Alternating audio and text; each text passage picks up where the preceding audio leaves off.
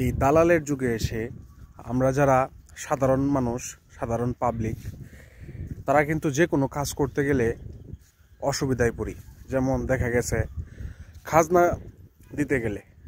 দিতে গেলে আমরা আবেদন করি, কিন্তু আবেদন করার পরে দেখা গেছে যে আমাদের খাজনা নেয় না। বিভিন্ন ধরনের সমস্যার কথা বলে, ওই সমস্যা সেই সমস্যা, খাজনা নেয় না। খারিজ করতে গেলে দেখা গেছে যখন আপনি আবেদন করবেন, আবেদন করার পরে আপনার কাগজপত্র সঠিক থাকার পরেও খাজনা পরিশোধিত নয়, এমন একটা অজুহাত দেখায়। তারপর দেখা গেছে যে নামের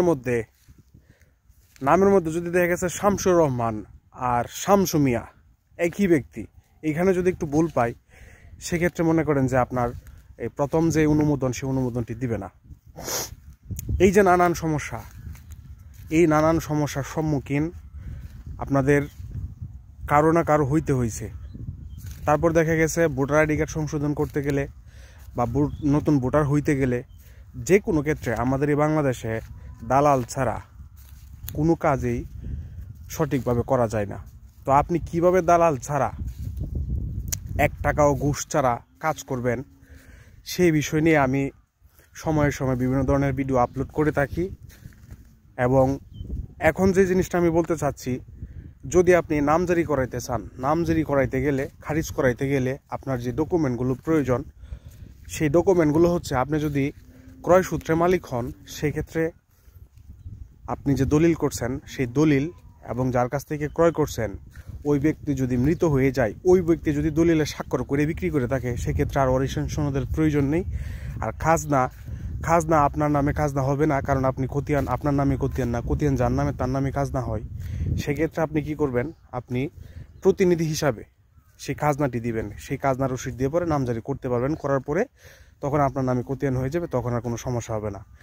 ভোটার আইডি কার্ডের ক্ষেত্রে যদি আপনাদের কোনো সমস্যা হয়, সেই ক্ষেত্রে আপনি কি করবেন, সেক্ষেত্রে আপনি ওইখানে কোন বিষয়টা নিয়ে আপনার সমস্যা, সেই সমস্যাটি আগে উদ্ঘাটন করবেন। যে আমার নাম ভুল, বা আমি নতুন ভোটার হইতেছি, নাম যদি ভুল থাকে, এখানে উপযুক্ত ডকুমেন্ট কি কি লাগবে। যেমন আপনার নামটি ভুল, এই নামটি ভুল যে আপনি সঠিক করার জন্য আপনার স্কুল সার্টিফিকেট আছে, বা দেখা গেছে আপনি কোথাও যদি চাকরি করেন, সেক্ষেত্রে চাকরির সনদ থাকে, বা দেখা গেছে আপনার যে সন্তান আছে, সন্তানের যে স্কুল সার্টিফিকেট থাকে, ওইগুলো দিয়ে আপনি আপনার ভোটার আইডি কার্ড সংশোধন করতে পারবেন। দালালের কাছে যাবেন না।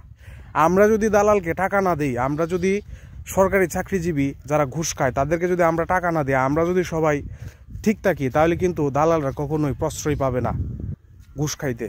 আমরা টাকা দেই, আমরা ওদেরকে টাকা দেই বললেই কিন্তু ওরা সাহস পাইছে, ওরা সুযোগ পায়। আমাদের এই বাংলাদেশের মধ্যে আমি অন্যান্য আর অনেক দেশ নিয়ে বিভিন্ন ধরনের ভিডিও দেখি, বা বিভিন্ন জনের সাথে কথা বলি, তারা তো বিভিন্ন দেশে ভ্রমণ করছে। ওই দেশদের অন্যান্য দেশের মানুষে কীভাবে চুরি করতে হয়, কীভাবে মিথ্যা কথা বলতে হয়, সেই জিনিসটাই জানে না। চুরি কি তারা বুঝেই না, মিথ্যা কি তারা সেটা জানেই না। আর আমাদের দেশে চুরি ছাড়া কোনো কাজই করা যায় না। মানে যেখানে যাবেন সেইখানে দেখা গেছে যে চুরি করতেছে, দালালি করতেছে, ঘুষ খাইতেছে। এই তো প্রথমে আপনাকে আপনার সমস্যাটা কি, সেই সমস্যাটার যে মেন কারণ, সমস্যার সমাধানের জন্য যেই ডকুমেন্টগুলো প্রয়োজন, এই ডকুমেন্টগুলো আপনি হাতে নিয়ে আপনি যে কোনো অফিসে, যেই সমস্যার জন্য যেই অফিসে যাইতে হয় সেই অফিসে যাবেন।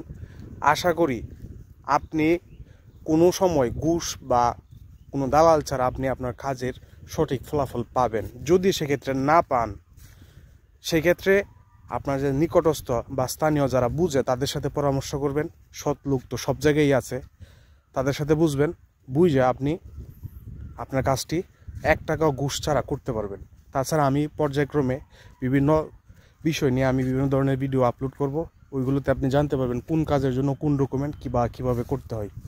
ধন্যবাদ সবাইকে, ভালো থাকবেন। আসসালামু আলাইকুম।